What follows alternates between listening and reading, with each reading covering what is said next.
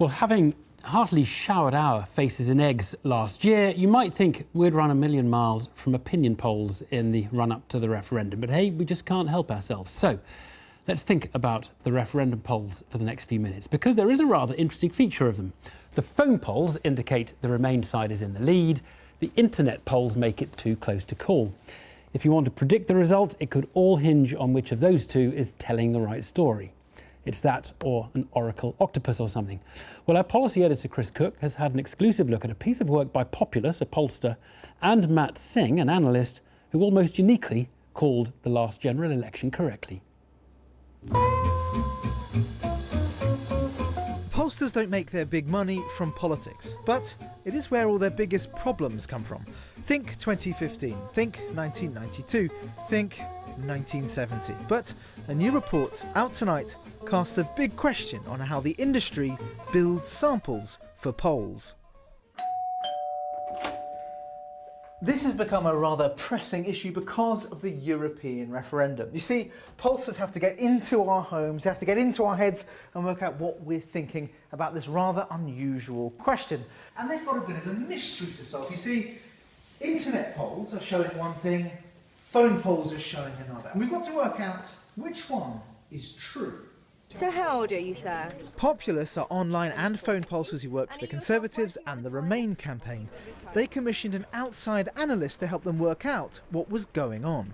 Now, as part of this research, Populus conducted a number of polls. For example, they did what you might call the classic online poll. That found that Leave was 6 points ahead.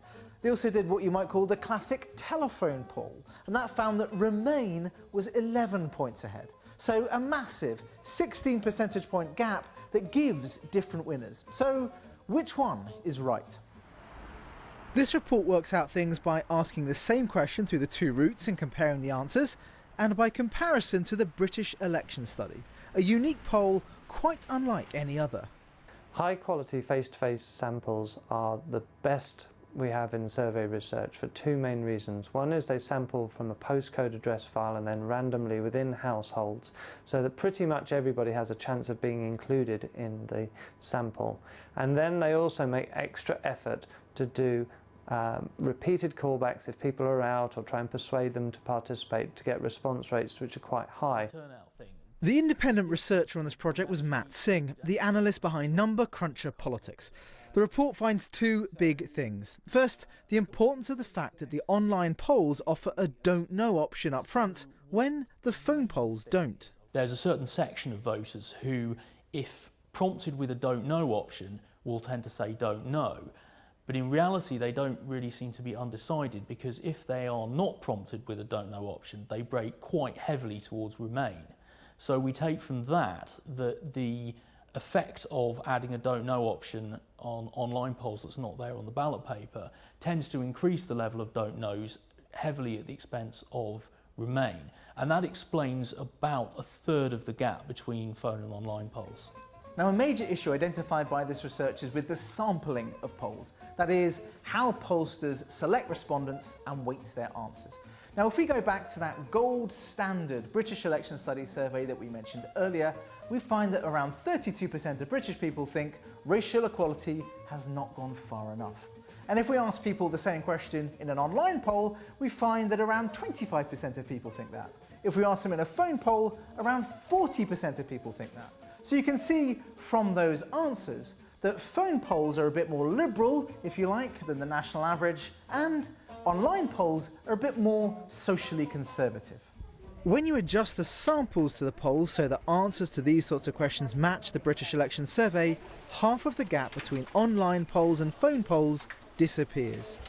So we have a 16 percentage point gap between the two sorts of polls that we need to explain. So how does it all fit together? Well, first of all, the different treatment of the don't knows, that adds around 5 percentage points to the gap. The fact there are too many conservatives in the samples built by online pollsters, that adds around 3 percentage points to the gap. The fact there are too many liberals in the samples built by phone pollsters, that adds around 5 percentage points to the gap. Now, there's still 3 percentage points we can't account for, but you can see from this research indicates that the right answer, as far as we can tell, might be a bit closer to the phone pollsters than it is to the online pollsters.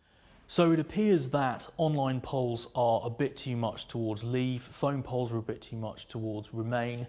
From the work that James Kanagasoriam and I have done, it appears that the truth is probably between the two but closer to what phone polls are saying.